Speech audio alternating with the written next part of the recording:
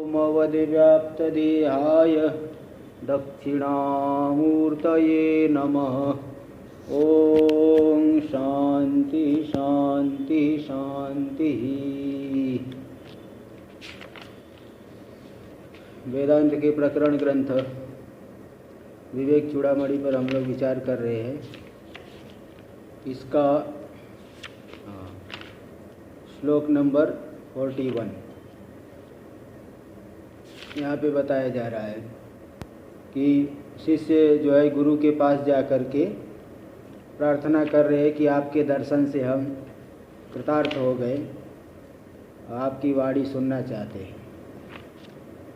यहाँ पहले बता दिए कि महात्माओं का ये स्वभाव होता है कि दूसरे के दुख को दूर करने की में तत्पर होना।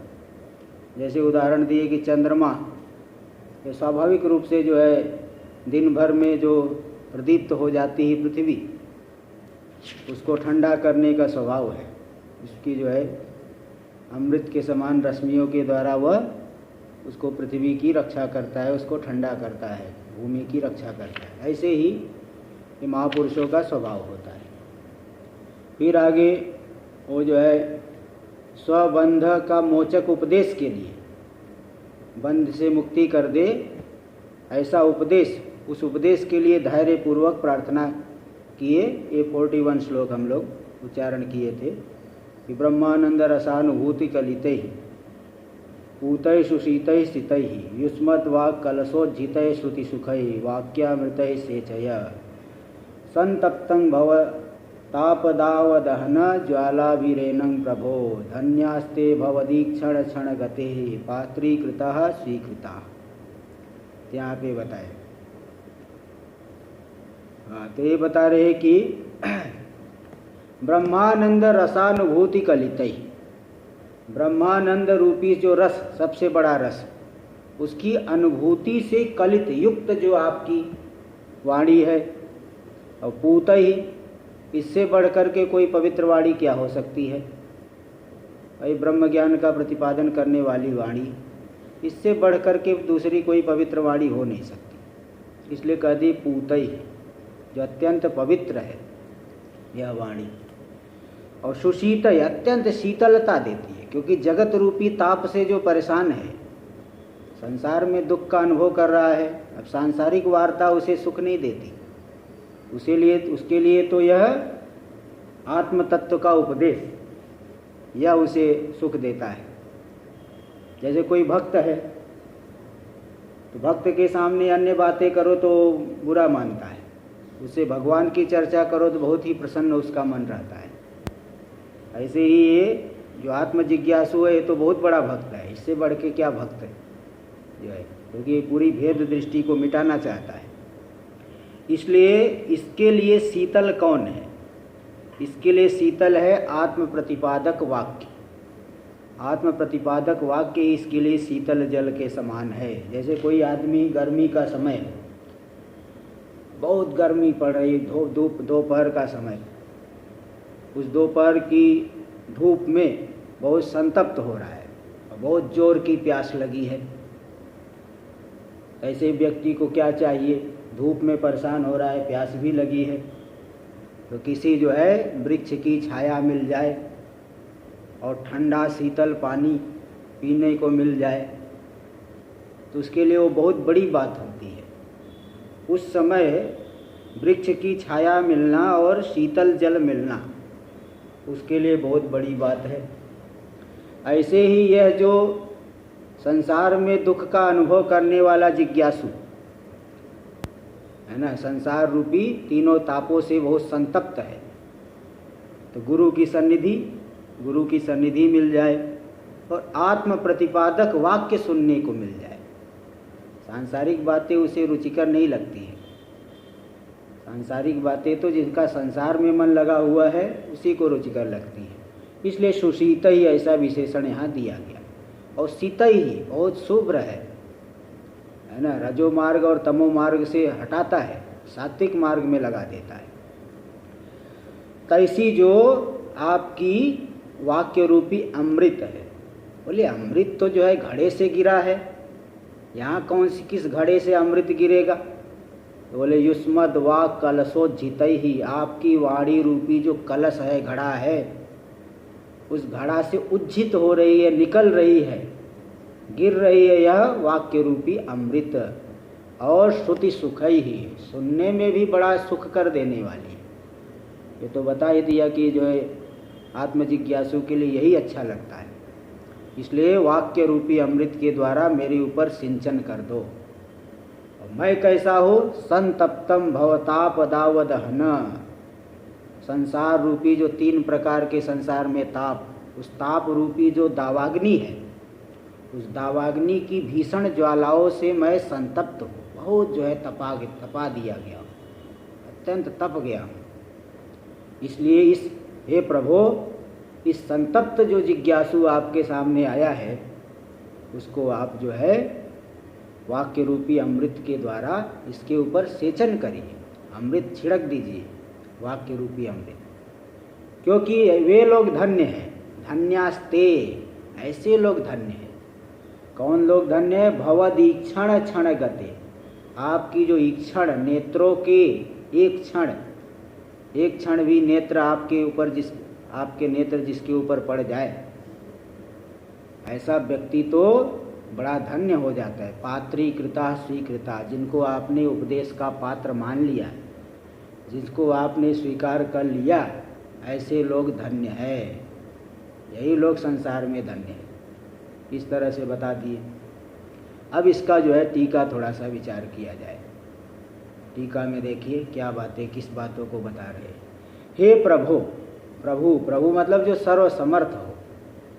जैसे किसी जगह जो है राजा की सभा लगी हुई है, उसमें जो है बड़े बड़े विद्वान भी है, बड़े बड़े योद्धा लोग भी है, सेनापति है, लेकिन सब राजा की एक उपदेश की प्रतीक्षा करते रहते हैं। तो वहाँ प्रभु जो राजा है, प्रकृष्ट रूपेण भवति, है तो सभी, लेकिन प्रकृष्ट रूप से कौन है? वो राजा। इसलिए प्रकृष्ट रूपेण भवति इति प्रभु, प्रभु उसका संबोधन, हे प्रभु सर्वसमर्थ, हे सर्वसमर्थ प्रभु। भवदीक्षण क्षण गते ही, आपकी जो नेत्रों का ईक्षण का एक क्षण भी जिसके ऊपर पड़ जाए, भवताम यदीक्षणम, ईक्षण मतलब दयार्द्र विलोकनम, दया से आर्द्र होकर के जो आप हम लोगों के ऊपर अपनी करुणा दृष्टि डाल रहे हो, तस्य क्षण गते यानी क्षण प्राप्ति, एक क्षण उसकी जिसको प्राप्ति हो गई, जिसके ऊपर आपकी दृष्टि पड़ गई, ऐसे जो पात्रीकृता आस्पदी भूता, उसके जो आस्पद, कृपा के आस्पद पात्र जो बन गए, वे लोग धन्य हैं। अथवा एक दूसरे प्रकार से इसी शब्द का विग्रह दिखा रहे, यद्वा भवताम यदीक्षणम नयनम, आपके जो नेत्र है, पहले ईक्षण का अर्थ कर दिए, दया से आर्द्र होकर के विलोकन, देखना, ईक्षण का अर्थ देखना अर्थ किए थे, और दूसरे पक्ष में ईक्षण का अर्थ नेत्र कर रहे हैं, देखना और नेत्र, यही अंतर है। यद्वा भवताम यदीक्षणम यानी नयनम, तस्य क्षण गते ही क्षण संयोगस्य पात्रीकृता आश्रयी भूता, आपके नेत्रों का एक क्षण जिसके ऊपर संयोग हो गया। पहले अर्थ किए थे आपका विलोकन, आपने जिसको देख लिया, और अभी अर्थ कर रहे आपके नेत्रों का एक क्षण जिनको संयोग प्राप्त हो गया, ऐसे आश्रयी भूता यानी क्षण मात्रम व भवन नेत्रपात लक्ष्या, आपके नेत्रपात से, क्षण मात्र भी नेत्रपात से जो लक्षित हो रहे, ऐसे जो जिज्ञासु लोग हैं, धन्य हो गया। अतः स्वीकृता, आप उनके ऊपर दया दृष्टि से देख रहे हो, इसलिए स्वीकार कर लिया आपने। जिनको स्वीकार करेंगे उधर ही ध्यान देते हैं, सबके ऊपर थोड़ी ध्यान देते हैं। जिसको स्वीकार किए उधर ही ध्यान देंगे ज़्यादा। जैसे पहले ही बताया था कि आश्रमों में हर प्रकार के लोग रहते हैं। आश्रम जैसे आश्रम कैलाश आश्रम, कोई भी आश्रम आप जाइए, कुछ लोग नौकर भी है ना, कुछ नौकर भी है, वो तो पैसे के लिए रहते हैं भाई, उनको सभी को पैसा चाहिए, नौकरी कर रहे हैं। और कुछ लोग जो है आते हैं चले जाते हैं, कुछ भक्त लोग अथवा कुछ अन्य, और कुछ लोग जो है महात्मा है, परमानेंट रह रहे हैं हमेशा। उसमें से भी कोई उत्कृष्ट जिज्ञासु है, कोई मध्यम है, और कोई अभी नया नया आया है तो थोड़ा उतनी जिज्ञासा कम है, अथवा जिज्ञासा होने पर भी अभी उतना कुछ बोध नहीं है। तो उसमें तो इसलिए हर प्रकार के लोग आपको मिलेंगे। उसमें से कुछ बहिर्मुखता भी, बहुत बहुत बहिर्मुखता वाले भी लोग होते हैं, हर प्रकार के लोग होते हैं। लेकिन जो कृपा कटाक्ष किसके ऊपर पड़ती है? जो अत्यंत जिज्ञासु है। इसलिए कह दिए कि अतएव स्वीकृताः आत्मीयत्वेन कृताः, आपने उनको आत्मीय बना लिया, अपना अत्यंत निकट वाला बना लिया। ये पुरुष, ऐसे जो पुरुष लोग हैं, ते धन्याः कृतार्था, वे कृतार्थ हो गए। आगे उनका जो है वो जो है मुक्त हो जाएंगे, इसलिए कृतार्थ हो गए। पहले से ही कह दिए कृतार्थ हो गए। तस्मादहम अपि भवत कटाक्षेण पातित तमः, आपके कटाक्ष मेरे ऊपर पड़ गई तो मेरा सारा तमोगुण हट गया। पातित तमः, पातितम विनष्टम तमो यस्य, जिसका तमोगुण हट गया। और पावित तमस्य, अत्यंत पवित्र हो गया मैं, धन्योस्मि, मैं धन्य हो गया।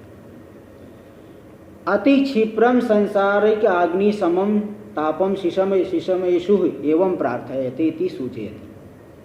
तो जो अत्यंत शीघ्र ही सांसारिक अग्नि के ताप को शमन करना चाहता है, शांत करना चाहता है, शिशमेषु, शमन करने की इच्छा वाला, शांत करने की इच्छा वाला पुरुष, एवं प्रार्थयते, एवं प्रार्थये, ऐसा मैं आपसे इस प्रकार से प्रार्थना करता हूँ। इति सूचयति, सूचना दे रहे। श्रेयसी केन तृप्यते, श्रेय मार्ग में कौन तृप्त होता है? जब तक अंतिम गंतव्य न मिल जाए तब तक कहाँ तृप्त होता है? आप कहीं ट्रेन से यात्रा कर रहे हो, आपने रिजर्वेशन करा लिया है, आपको जाना है गुवाहाटी, कोई बीच रास्ते में उतारने लग जाए तो उतरोगे क्या? भाई हमको वहाँ जाना है, तो आप यहाँ कैसे उतार रहे हो? इसी प्रकार श्रेय मार्ग में जब तक आखिरी गंतव्य न मिल जाए तब तक कहाँ तृप्त होता है? श्रेयसी केन तृप्यते इति न्यायेन, उसी न्याय से कटाक्ष पात्रम माम स्वीकृतम, कटाक्ष के पात्र जो मैं हुआ, मुझे जो आपने स्वीकार किया है, तो वह मैं कैसा हूँ? संसार अग्नि से संतप्त हूँ। भवताप दाव दहन ज्वाला भी, भव से यानी संसार से, संसार के ताप रूपी जो जंगल की अग्नि है उसकी ज्वालाओं से मैं अत्यंत संतप्त हूँ।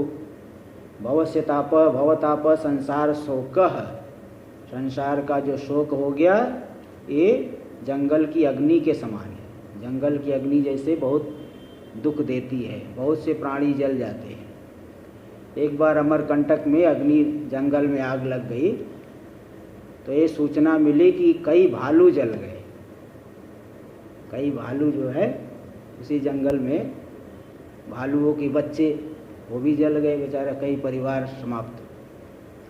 जैसे जंगल में अग्नि लगती बहुत विकराल हो जाती है, कई प्राणी जल जाते हैं। ऐसे ही संसार रूपी जो ये जंगल की अग्नि है, इसकी ज्वालाओं की मैं चपेट में आ गया हूँ। अब चपेट में आ गया तो फिर परेशान हो रहा हूँ। भाई इसकी ज्वालाओं से जो बच के रहे, अब बच के कौन रहेगा? जो भगवान की सन्निधि ले, गुरु की सन्निधि ले, तभी बचेगा। इसलिए मैं इसकी चपेट में आ गया हूँ। इसलिए दाव दहन संसार शोक स एव दाव दहन, दाव दहन मतलब वनाग्नि, जंगल की अग्नि। संसार का शोक ही जंगल की अग्नि है। और तज्ज्वाला भी संतप्तम अत्यंत दग्धम, उसकी ज्वालाओं से मैं बहुत दग्ध हो गया, अत्यंत जल रहा हूँ। एनम पुरोवर्तिनम, तो ऐसा जो मैं आपके सामने खड़ा हूँ, पुरोवर्ती यानी सामने जो खड़ा हुआ, आपके सामने ही, तो उस मुझको माम ब्रह्मानंद एव, है ना, आप ब्रह्मानंद से युक्त वाणी के द्वारा वाणी रूपी अमृत का सिंचन करिए, क्योंकि अमृत का सिंचन कर देंगे तो ताप हट जाएगा। भाई अमृत से कोई जल रहा है, ठंडा पानी उसके ऊपर डाल दो तो फिर उसको ज्वाला का ताप मिट जाता है। ऐसे यहाँ पे ब्रह्मानंद से युक्त वाणी के द्वारा वाणी रूपी अमृत का सिंचन करो। देखो ब्रह्मानंद एव रसः, ब्रह्मानंद रसः, ब्रह्मानंद ही सबसे बड़ा रस है। रस आस्वाद्यते इति रस, रस के समान इसका आस्वादन जो करता है ये रस, इसीलिए इसको रस कहा जाता है। जैसे कोई व्यक्ति ध्यान करने का अभ्यास है, तो ध्यान करने में उसे बड़ा आनंद आएगा। भाई संसार व्यवहार में विक्षेप तो है ही, संसार व्यवहार में विक्षेप नहीं होता क्या? अगर विक्षेप नहीं होता तो व्यक्ति क्यों ध्यान करेगा, क्यों पूजा करेगा, क्यों भजन करेगा? संसार में विक्षेप तो है ही। इसलिए संसार ये जो है ब्रह्मानंद एक रस के समान है। ब्रह्मानंद भी एक बहुत बड़ा रस, सबसे बड़ा रस यही है कि रस, इसलिए रस की उपमा दे रहे, सार है। तद अनुभूति कलितय, उसके अनुभव से मिश्रित जो आपकी वाणी है। ऊपर ऊपर से बोलना और अनुभव करके बोलना, उसमें अंतर होता है। इसलिए तद अनुभव मिश्रय अतयो पूतय, इसलिए ब्रह्मानंद अनुभव से युक्त जो वाणी है, इसलिए अत्यंत वह पवित्र है। सकल कलमस हारकत्वेन, संपूर्ण पापों का हरण कर लेने वाली होने से वह अत्यंत पवित्र है। पवित्र तो बहुत चीज़ें होती, देश पवित्र होता है, काल पवित्र होता है, देश से भी शुद्धि हो जाती है। कोई पाप हो जाए, तीर्थ स्थान पे चले गए, छोटे मोटे पाप तो तीर्थ में जाने से मिट जाते हैं। कोई सूतक पातक हो गया तो थोड़ा, जैसे सूतक हो गया, पातक हो गया, 10 दिन 12 दिन, उसके बाद अपने आप शुद्ध हो जाते हैं। तो देश काल से भी शुद्धि होती है, लेकिन वो जो शुद्धि है अनित्य शुद्धि है, और ये जो आत्मज्ञान से जो शुद्धि आती है ये नित्य शुद्धि है। इसलिए संपूर्ण कलमश का हरण करने की वजह से आपकी ये जो अनुभूत वाणी है अत्यंत पवित्र है। क्योंकि गीता में भी कह दिए, नहीं ज्ञानेन सदृशं पवित्रम यह विद्यते इति स्मृते है। ज्ञान से बढ़कर के कोई पवित्र नहीं है। ज्ञान होने से, हाँ जी बोलिए। ये जो यहाँ पर शब्द है, हाँ हाँ, तद अनुभूति कलित, हाँ तद अनुभूत कलित मतलब तद से लेना ब्रह्मानंद रस, उसके अनुभव से जो युक्त आपकी वाणी है। ब्रह्मानंद तत् से लेना ब्रह्मानंद रस रूप की रस, तत् से लेना ब्रह्मानंद रस, उस ब्रह्मानंद रस की अनुभूति से कलित यानी मिश्रित जो आपकी वाणी है, अनुभूत वाणी। इसलिए मैं बोला ना, ऊपर ऊपर से बोलना और अनुभव करके बोलना, इसमें अंतर आता है। हाँ, तो ये इसीलिए ही समझ में आया। हाँ, नहीं समझ में आया फिर बताऊं तो। हाँ, तो ब्रह्मानंद रस के अनुभव से युक्त जो आपकी वाणी, तो तत् से लेना वही ब्रह्मानंद है ना, तत् से, क्योंकि ठीक पहले बताए है तो बार बार वो पूरा शब्द नहीं लिखेंगे। तद सर्वनाम सर्वनाम लिख दिए, छोटे में जो है कहा जाता है। चलिए देखिए, तो इसलिए हाँ, इसलिए वह सकल कलमश हारकत्वेन पवित्र ही, संपूर्ण पापों का हरण करने वाले होने से वह पूत यानी पवित्र है, अत्यंत पवित्र है। उससे बढ़कर के क्या पवित्र है? क्योंकि गीता में भी आ गया कि नहीं ज्ञानेन सदृशं पवित्रम यह विद्यते, ज्ञान से बढ़कर के कोई पवित्र होता नहीं। ज्ञान होने से पहले आप शरीर को ही आत्मा मान करके, शरीर मर रहा है ऐसा लगता है मैं ही मर रहा हूँ।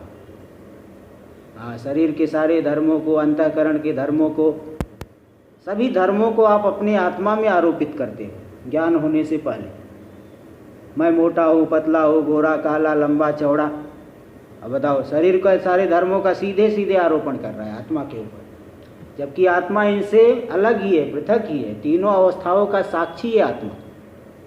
आप स्वयं तीनों अवस्थाओं का अनुभव करते हो। जागृत में मैं ये व्यवहार किया, स्वप्नावस्था में ये मैंने देखा, सुषुप्ति में गहरी निद्रा में सोया, कुछ नहीं जाना। तीनों अवस्थाओं को जान रहे हो, मतलब आप तीनों अवस्थाओं से अलग हो। लेकिन ज्ञान होने से पहले उन तीनों ही शरीरों के धर्मों को आत्मा में आरोपित करते हो, और जैसे ही विवेचन कर लिया, शरीर आदि से अपने आप को पृथक कर लिए, तो फिर इन ये जो अध्यारोपण है वो मिट जाता है। फिर अपने आप को सुखी दुखी, मरने वाला, जीने वाला, अभावग्रस्त, संसारी ऐसा नहीं मानता। इसीलिए ज्ञान से बढ़कर के पवित्र कुछ भी नहीं है, गीता में कह दिया। इति स्मृते है तादृश ज्ञानवर, तो उस ज्ञान के समान ही उस ज्ञान का प्रतिपादन करने वाली वाणी भी जो है अत्यंत पवित्र है। तादृश ज्ञानवत वाक्यानाम सकल पाप पापापहारक ज्ञानोपदेश रूपत्वेन, ये जो गुरु की वाणी है संपूर्ण पापों का अपहरण करने वाली जो ज्ञान, उस ज्ञान का उपदेश रूप वाणी है, इसलिए वह ज्ञान के समान ही पवित्र है।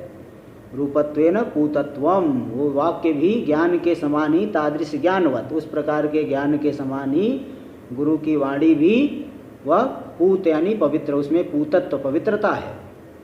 और अत्यंत शीतल है वाणी, सुशीत ही, अत्यंत शीतल वाणी के द्वारा सिंचन करो। तो सुशीत क्यों कहे? आंतराणाम आध्यात्मिकादि दैविकादि भौतिक तापानाम नाशकत्वात्, अपने भीतर जो 3 प्रकार के ताप, आध्यात्मिक आदि दैविक आदि भौतिक, तीनों तापों का नाश करने वाली होने से, भाई ताप को नाश करने वाली, गर्मी को मिटाने वाली वो ठंडी चीज़ ही मिटा सकती है।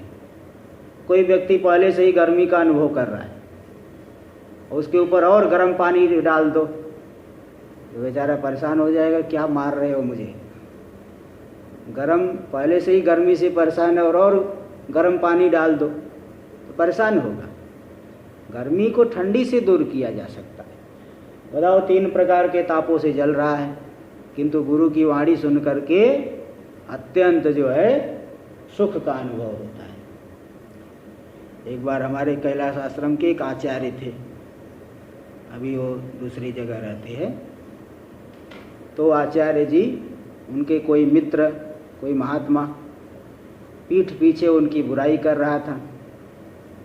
उनको मालूम पड़ा कि वो महात्मा जिसको मैं अपना सुहृद मानता हूँ, पीठ पीछे मेरी बुराई कर रहा है। ऐसे सुन करके उनका हृदय जलने लगा, बहुत जो है एकदम संतप्त हो गए, बहुत दुखी हुए। तो उस समय दशम पीठाधीश्वर जी महाराज थे, उनके पास गए, बोले महाराज देखो महात्मा मेरी निंदा करता है, मुझे बहुत दुख हो रहा है। तो दशम पीठाधीश्वर भी बोलते निंदा किसकी कर रहा है, तुम शरीर थोड़ी हो, वो शरीर की निंदा कर रहा है, तुम शरीर से अलग हो, तुम आत्मा हो। उपदेश किए, बारंबार उपदेश तो करते ही है, उस समय भी एक क्षणिक जो है थोड़ा मोह छा जाता है, तुम शरीर नहीं हो, तुम तो आत्मा हो। किसका हो, किसकी निंदा कर रहा है? ज़्यादा से ज़्यादा शरीर की निंदा करेगा, तुम्हारी कहाँ निंदा कर पाएगा। ऐसा जैसे ही उनकी वाणी सुने तुरंत उनका सब दुख दूर हो गया, है ना। सब जो है बोले अरे मैं तो क्यों बताओ शुद्ध आत्मा हो और कैसा तादात्म्य करके रो रहा हूँ। इसीलिए जो ये सुशीत गुरु की वाक्य जो है अत्यंत शीतल है, क्योंकि आंतर जो आध्यात्मिक आदि दैविक आदि भौतिक तीनों प्रकार के तापों के नाशक है, इसलिए अत्यंत शीतल है गुरु की वाणी। और शीत यानी अत्यंत शुभ्र है, निर्मल है, रजस तमो मार्ग निवर्तन द्वारा। पहले जो है संसार व्यवहार में प्रवृत्ति मार्ग का सेवन कर रहे थे, अथवा निद्रा आलस्य में भी जीवन बीत रहा था। रजस तमो मार्ग उन वहाँ से हटा करके यहाँ आत्मचिंतन में लगा दिया गुरु की वाणी ने। इसलिए अत्यंत निर्मल है गुरु की वाणी। रजस तमो मार्ग निवर्तन द्वारा, रजो मार्ग प्रवृत्ति मार्ग तमो मार्ग उनको हटा करके सत्व मार्गैक प्रापकत्वेन, केवल सत्व मार्ग को ही प्राप्त करा देती है। इसलिए गुरु की वाणी अत्यंत निर्मल है। तो उस निर्मल वाणी का मेरे ऊपर सिंचन करो। अब ये बताए भाई कि जो है जो अमृत है वो तो घट से गिरा है, अमृत कलश से अमृत गिरेगा। यहाँ कौन सा अमृत कलश है? तो बता रहे देखिए, युष्मद वाक कलशोज्जित, आपकी वाणी ही एक कलश के समान है। उस कलश से अमृत, वाक्य रूपी अमृत के समान वाक्य निकल रहा है। युष्मद वाक कलशोज्जित, युष्माकम वाक, आपकी वाणी, इति युष्मद वाक। वाक यानी वाग इंद्रियम तस्थानम मुखम वाक। वाणी इंद्री को ले लो अथवा वाणी इंद्री का स्थान मुख को ले लो। यह ही कलश के समान हो गया। स एव कलशः, मुख ही कलश हो गया, यानी घटः। ततो निर्गलंती वाक्यामृतानि, उस मुख रूपी कलश से निकलने वाले जो आपके वाक्य रूपी अमृत है, तेन उज्जित, उनसे विसृष्ट छोड़े गए, वहाँ से निकल रहे जो वाक्य रूपी अमृत है। और श्रुति सुख ही, है ना, सुनने में बड़ा सुख है। जैसे प्रकाश दो प्रकार का होता है, ये पर बता दिए पहले। सूर्य की किरण कष्ट दे रही है और चंद्रमा की किरण ठंडी है तो सुख दे रही है। ऐसे ही जो है ज्ञान भी दो प्रकार का होता है। कोई ज्ञान एक ऐसा है कि दुख दे रहा है, सांसारिक विषयों का ज्ञान, और दूसरा एक ज्ञान है सुख देने वाला है। एक उपदेश है कि दुख देता है और दूसरा एक उपदेश है कि सुनने में बड़ा सुख मालूम पड़ता है। इसलिए श्रुति सुख ही कर्णानंददायक है। कर्णानंद, कान के माध्यम से आनंद, सुनने में ही बड़ा सुख है, और फिर उसको जब निधिध्यासन करके जीवन में उतार ले तब तो कहना ही क्या। तो वाक्यामृत है, वाक्यानि एवं अमृतानि, वाक्य को अमृत की उपमा दी है। ये वाक्य अमृत के समान है। उन अमृत के द्वारा सेचय माम सिंच, सेचन कराओ नहीं, सिंचन, सिंचन करो। देखो, जाना और भेजना दोनों अलग अलग चीज़ होती है। स्वयं जाना, दूसरे को भेजना। तो संस्कृत में जो है थोड़ा गच्छति कहेंगे तो मतलब स्वयं जाता है, और जब कह देंगे गमयति यानी किसी को भेजता है। ऐसे सिंच कहेंगे तो मतलब आप सिंचन करिए, और जब सेचय कहेंगे तो दूसरे के द्वारा सिंचन कराइए। बोले यहाँ कराना नहीं, आपको स्वयं करना है। सेचय यानी सिंच, माम सिंच, मेरे ऊपर सिंचन करिए, कराइए नहीं। हाँ, इस तरह से। इसलिए देखो दे स्वार्थे णिच, यहाँ णिच प्रत्यय स्वार्थ में हो गया। कराना नहीं, स्वयं करना है, आप सिंचन करिए, ऐसा प्रार्थना किए। तो यहाँ पे देखिए अमृत, वाणी को अमृत की उपमा दी। अमृत की उपमा क्यों दे दिए? स्वयं सादृश्य भी दिखा दिए भगवान भाष्यकार। देखो, पूतत्वम सुशीतत्वम शीतत्वम कलशोज्झितत्वम वाक्येषु अमृते च अविशिष्टम। जैसे अमृत में पूतत्व रहता है, अमृत अत्यंत पवित्र होता है, तभी देखो 4 जगह कुंभ लगता है। जब देवता लोग जो है इंद्र के पुत्र जयंत अमृत का घड़ा लेकर भागे थे, देवताओं और असुरों के बीच जो समुद्र मंथन उनके माध्यम से हुआ, समुद्र से अमृत निकला, वो धन्वंतरी जी अमृत लेकर के निकले। बाद में जो है वही अमृत का कलश इंद्र के पुत्र जयंत वो लेके भागे थे। लेके भागे तो 4 जगह उन्होंने रखा, हरिद्वार में, उज्जैन, त्र्यंबकेश्वर और प्रयागराज। 4 जगह इन्होंने कुल कलश को थोड़ा रखा था। तो कलश से जो है अमृत की बूंदें छलक गई थी, इसलिए चारों जगह कुंभ लगता है। अब बताओ, 4 जगह अमृत की बूंदें गिर गई, कितना पवित्र कर रहे हैं, करोड़ों लोग आके स्नान करते हैं। अमृत में जैसे पूतत्व होता है, पवित्रता होती है, सुशीतत्व अत्यंत शीतल होता है, शीतत्व निर्मल होता है, और कलशोज्झितत्व कलश से गिरा हुआ है। इसी प्रकार वाक्य भी, वाक्य में भी देखो गुरु की वाणी अत्यंत पवित्र है, शीतल है, निर्मल है, क्योंकि रजो और तमो मार्ग से हटाती है, और कलशोज्झितत्वम मुख रूपी कलश से निकली है। इसलिए वाक्येषु अमृते च अविशिष्टम, वाक्य में और अमृत में चारों विशेषण समान है। इति वाक्यानि एव अमृतत्वेन निरूपितानि, इसलिए वाक्य को ही अमृत रूप से निरूपण कर दिया गया, रूपक दे करके बताया गया। पूतत्वे हेतु, गुरु की वाक्य रूपी अमृत पवित्र क्यों है? क्योंकि ब्रह्मानंद रसानुभूति कलितै, ब्रह्मानंद रस की अनुभूति से युक्त है। अनुभव युक्त वाणी जो है कुछ अलग ही प्रभाव जमाती है। श्रुति सुख रीति, श्रवण काले भी आनंद करे, सुनने में भी जब इतना सुख है तो अर्थ का अनुसंधान करके जब निष्ठ हो जाए तब तो क्या कहना। इत्यनेन तदर्थम अनुसंधाय यदि अनुभव उत्पद्येत। अब बताओ, जब सुनने में बहुत सुख करने वाला है तो इससे क्या द्योतित हो रहा है कि अगर उस अर्थ का हम विचार करके अनुभव कर ले, अनुभव यदि उत्पन्न हो जाए तो तात्विक आनंद किमुक्त वक्तव्य, तब वो जो आनंद है तात्विक आनंद, तादात्विक ने तात्विक आनंद अथवा तदा तात्विक आनंद ऐसा भी कर सकते हैं। तो उस काल में अनुभव होने पर जो तात्विक आनंद होगा उसके बारे में तो क्या कहना। जब ऐसी वाणी सुनने में ही इतना सुख दे रही है उसको विचार करके अनुभव कर ले तो क्या आनंद मिलेगा, इसके बारे में क्या कहना, क्या वर्णन किया जा सकता है, कोई वर्णन नहीं किया जा सकता। वो तो स्वयं अनुभवगम्य पदार्थ है।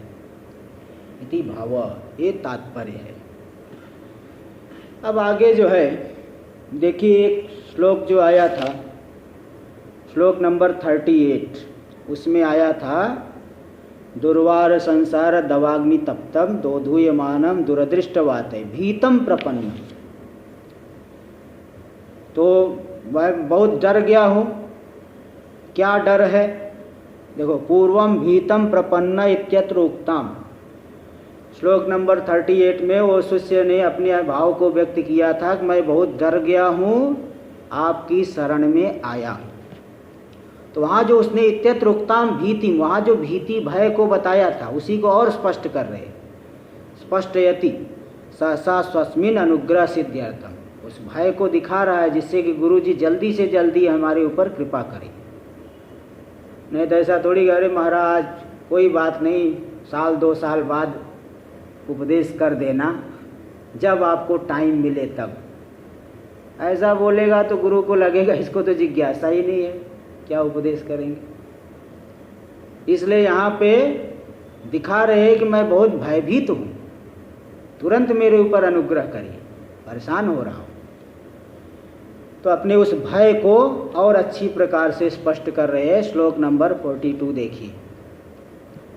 कथं तरेयं भव सिंधु में तं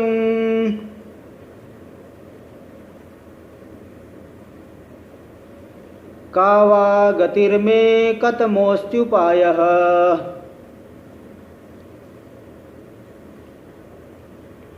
जानेन किंचित कृपया व मां प्रभो संसार दुःख क्षतिमातनुष्व।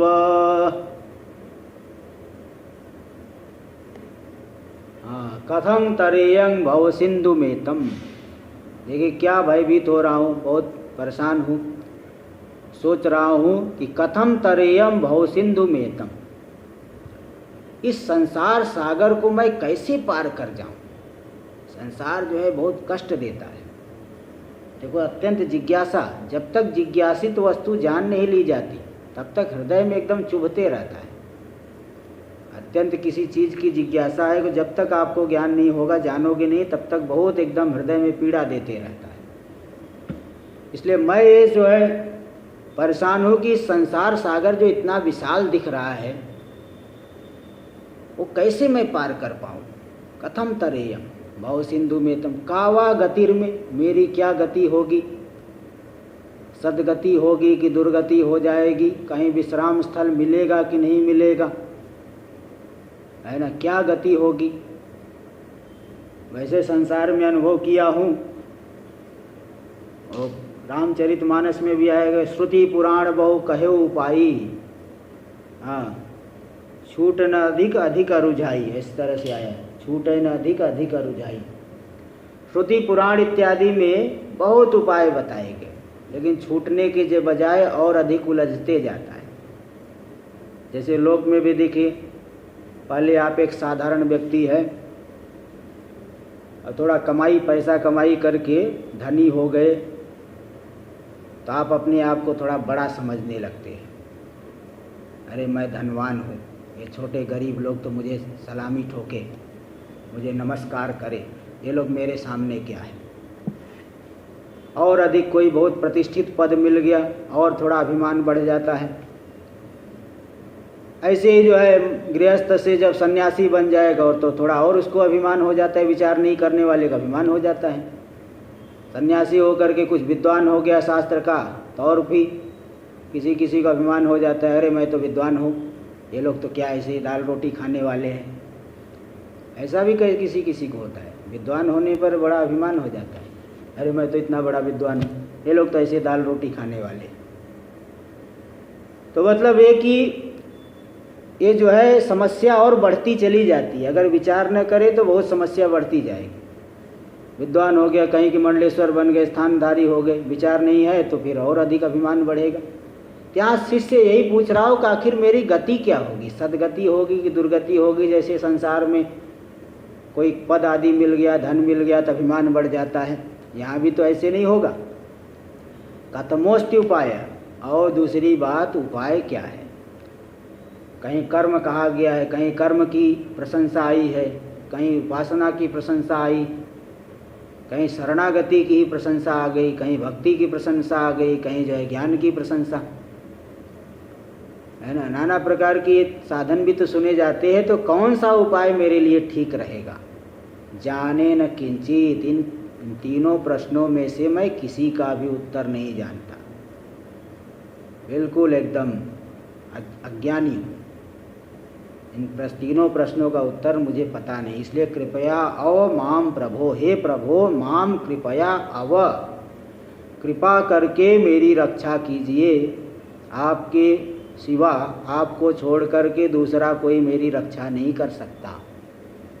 और रक्षा करो मतलब कोई तलवार लेके मैं खड़े हो जाऊं, ऐसी बात नहीं है। संसार दुख क्षतिमा तनुष्व, संसार दुख जो 3 प्रकार के दुख है, उन दुखों को विनाश कर दीजिए। सांसारिक दुखों से मुझे मुक्ति प्रदान कर दीजिए।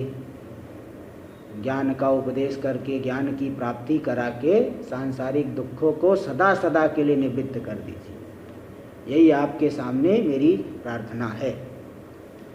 आपसे मैं प्रार्थना यही करता हूँ कि इस तरह से अपने भय को प्रकट किया, जिससे गुरु का अनुग्रह जल्दी से जल्दी हो, उसमें थोड़ा भी विलंब न हो।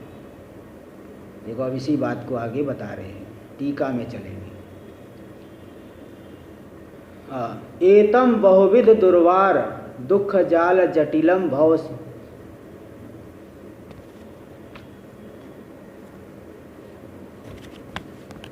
श्लोक का अर्थ तो कर दिया था। अब जो है इसका टीका में चलिए। ते जो अत्यंत जटिल, एवं बहुविध दुर्वार दुख जाल जटिलम भव सिंधुम कथम तरेयम। मेरी ये जिज्ञासा है कि जो दुर्वार संसार, बहुविध दुर्वार दुख जाल से जटिल, नाना प्रकार के जो दुख जाल है, दुख समुदाय, और उसका एक विशेषण दे दे दुर्वार, जिनका वारण करना बहुत कठिन है। कई ऐसे दुख होते हैं जिनको वारण नहीं कर सकते। इसलिए भाई रोग भी कई प्रकार के होते हैं। जैसे रोग है, कोई रोग साधारण उपाय करने से ठीक हो जाएगा, कोई रोग है बहुत उपाय करना पड़ता है। मृत्युंजय जाप कराओ, ये कराओ, वो कराओ, भी दवाई भी लो, मृत्युंजय जाप आदि भी कराओ, तो भी जल्दी ठीक नहीं होता। कुछ रोग ऐसे भी होते हैं बहुत जो है कठिन। जैसे भगवान भाष्यकार को कुछ भगंदर रोग हुआ था, कुछ ऐसा, तो शिष्य लोग बहुत प्रयत्न किए। उन्होंने कहा भाई देखो ऐसा है, उन्होंने इसी बात को बताया था। तो कुछ रोग होते हैं कि जो है बहुत उनको वारण करना कठिन होता है। ये संसार का जो दुख है इसका वारण करना जो है बहुत कठिन है। बहुविध दुर्वार दुख जाल, उस दुख जाल से जो अत्यंत जटिल है, बहुत विषम है, बहुत कठिन है। कौन? संसार सिंधु, संसार रूपी सागर। इसको मैं कथम तरेयम, कैसे मैं पार करूं, ये पहली मेरी जिज्ञासा है।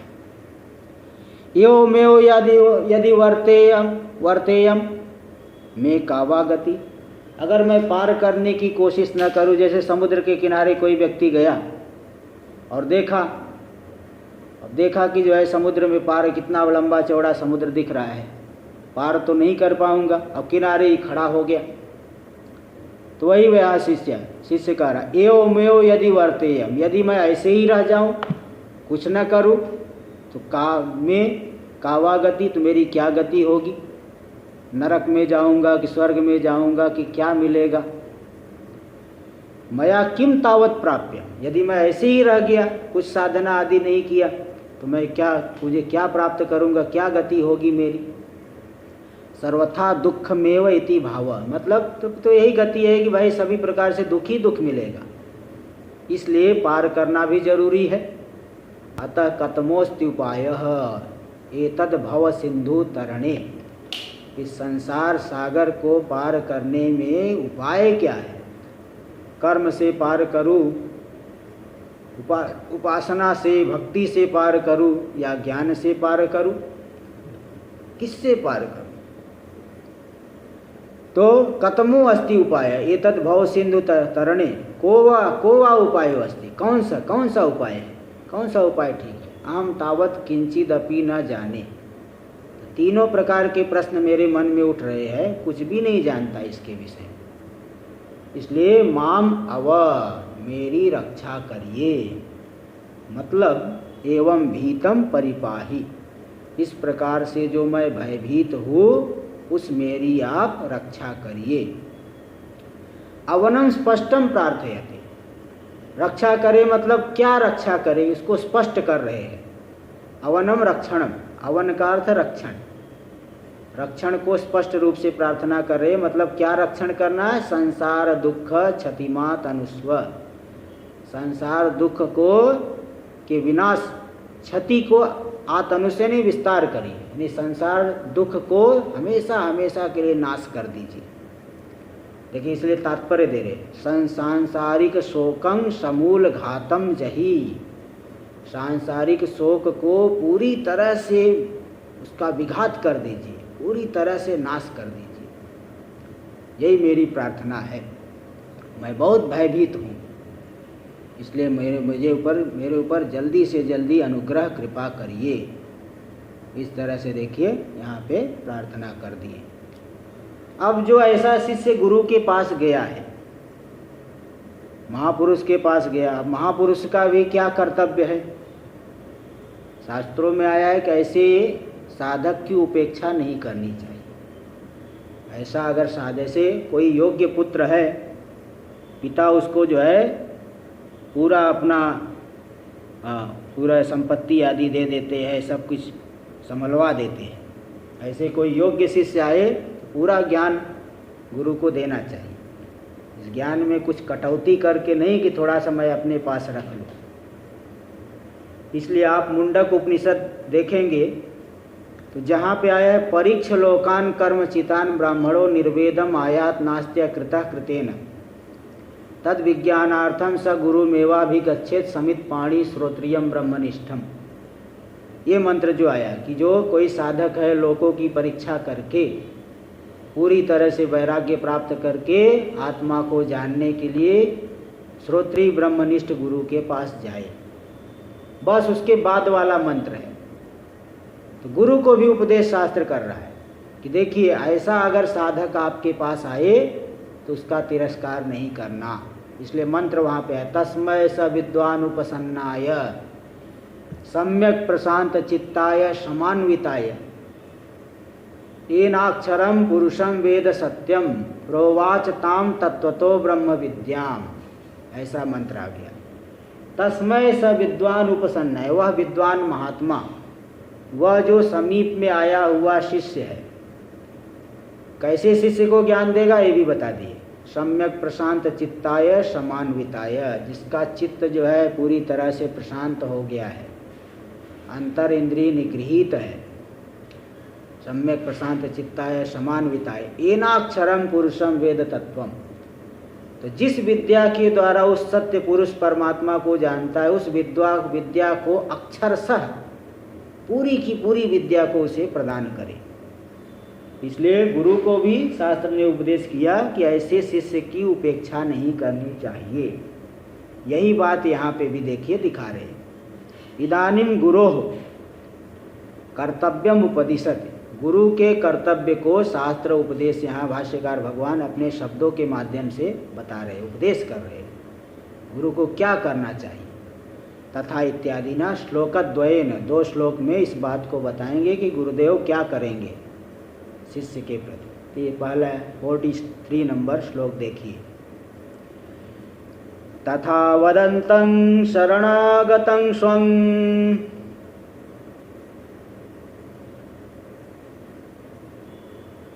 संसार दावानलतापतप्तं निरीक्ष्य कारुण्य रसार्द्र दृष्ट्या दद्यादभीतिं सहसा महात्मा। हाँ देखिए, तथा वदंतम, जो इस प्रकार से बोलने वाला शिष्य है, इस प्रकार से बोलने वाला के अभी तात्पर्य में पहले बताया था, इस भाव से बोलेगा।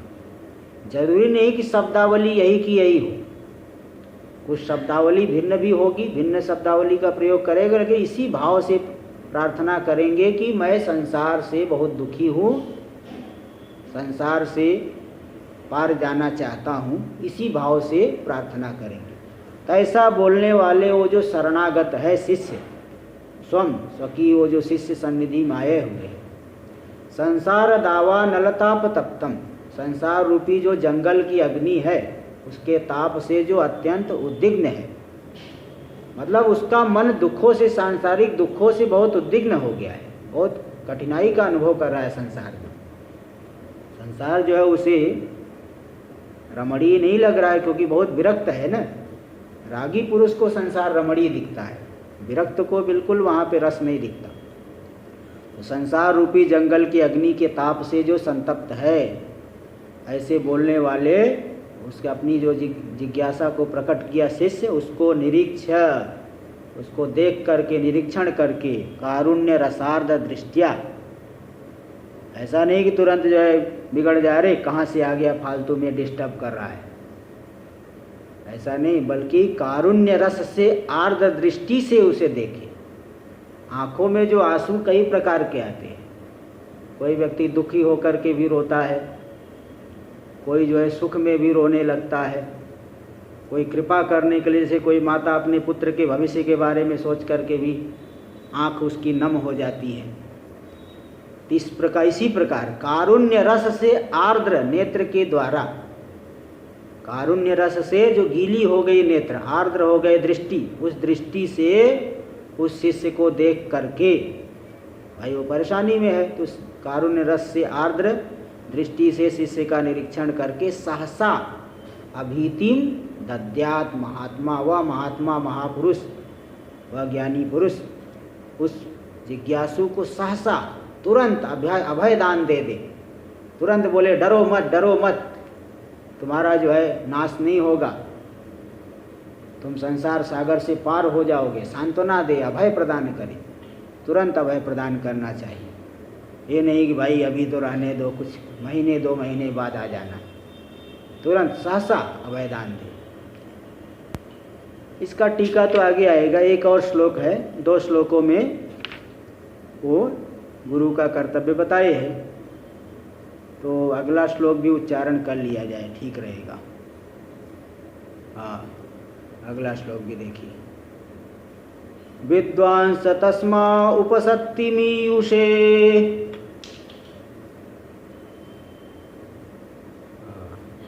मुमुक्षवे साधु यथोक्तकारिणे,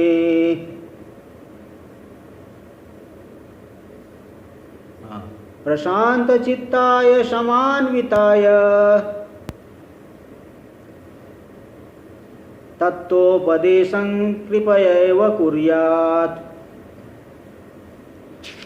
विद्वान स तस्मा उपसत्ति मीयुषे, वह जो विद्वान महापुरुष है उसको जो है तत्व का उपदेश करे, कृपा करके तत्व का उपदेश करे। किसको करेंगे? तस्मा उपसत्ति मीयुषे, तस्मय, तस्मय का तस्मा हो गया, वो जो उपसत्ति सन्निधि जो है गुरु की सन्निधि में आया हुआ है, शास्त्रीय विधि से जो उपसन्न हुआ है, सन्निधि में आया हुआ है, प्राप्त हुआ है। मुमुक्षवे, जो अत्यंत मुमुक्षु है, संसार से विरक्त है, मुक्त होना चाहता है। साधु यथोक्तकारिणे, ठीक ठीक प्रकार से गुरु के कहे हुए बात की आज्ञा का पालन करें। यथोक्तकारी है अथवा यथोक्तकारी यानी पूर्व काल में शास्त्रीय कर्मों का, शास्त्रविद कर्मों का अनुष्ठान करके जिसका अंतःकरण शुद्ध हो गया है, ऐसा भी अर्थ कर सकते हैं। अथवा गुरु की आज्ञा पालन करने में जो तत्पर है, यथोक्तकारी, वो जो शिष्य है।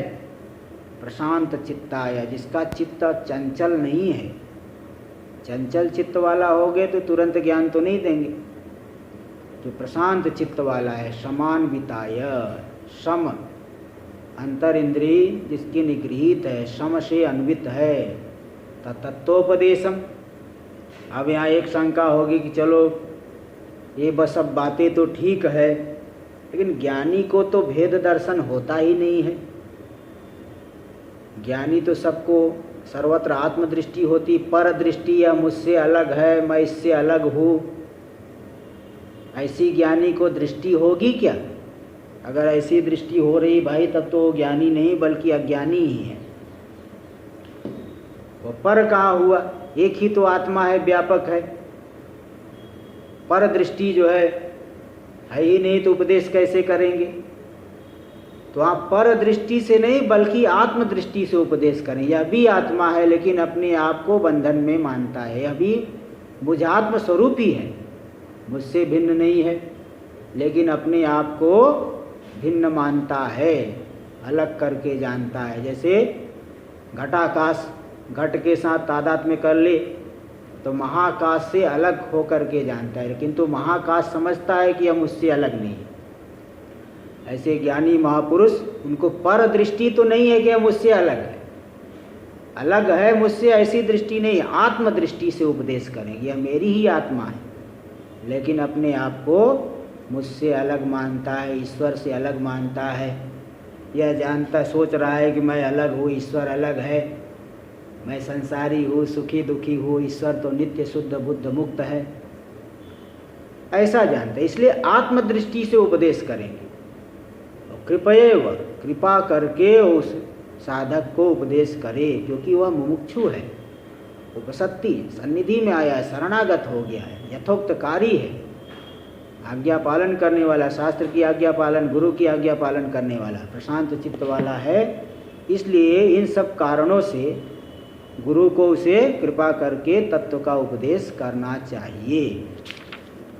अब इसकी टीका जो है लंबी है, तो इसको कल ही करना ठीक रहेगा, आगे कल विचार होगा। ओम पूर्णमदः पूर्णमिदं पूर्णात् पूर्णमुदच्यते पूर्णस्य पूर्णमादाय पूर्णमेवावशिष्यते। ओम शांति शांति शांति। शंकरं शंकराचार्यं केशवं बादरायणं सूत्रभाष्य कृतौ वन्दे भगवन्तौ पुनः पुनः। ईश्वरो गुरुरात्मेति मूर्तिभेदविभागिने व्योमवद्व्याप्तदेहाय दक्षिणामूर्तये नमः। ओम शांति शांति।